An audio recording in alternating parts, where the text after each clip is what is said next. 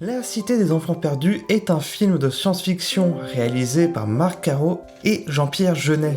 Sur une plateforme érigée en pleine mer vivent les expériences génétiques d'un scientifique disparu. Crank, l'un d'eux, sombre dans une profonde dépression, car une malformation génétique l'empêche de rêver.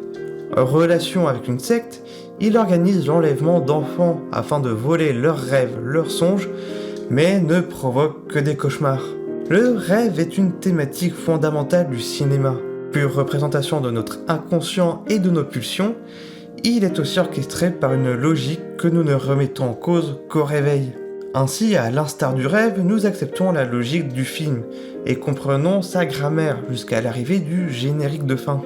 Tout au long de son histoire, le cinéma s'est forgé une grammaire proche de la magie. À partir des ingrédients à sa disposition, son montage, ses jeux de lumière et sa profondeur de champ, et la foultitude d'histoires qu'elle est capable de mettre en scène. Un langage qui s'éloigne de la réalité et se rapproche de celui inconscient de nos rêves. La Cité des Enfants Perdus, avec ses personnages singuliers, où Crank est entouré de clones et d'autres personnages singuliers dans des paysages oniriques, nous nous trouvons déjà dans un univers à la frontière entre le rêve et le cauchemar. Un endroit où fiction, symbole et puissance émotionnelle nous rappellent le monde du sommeil.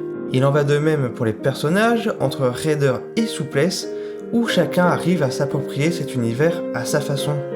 Ce n'est donc pas un hasard si le rêve apparaît comme un sujet central de nombreux films, qui développaient la multitude de possibilités émotionnelles et symboliques qu'il permet, mais aussi pour le mystère qu'il entretient.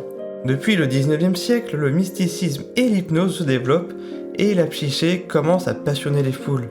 Le 20e siècle voit se développer en parallèle le cinéma et la psychanalyse.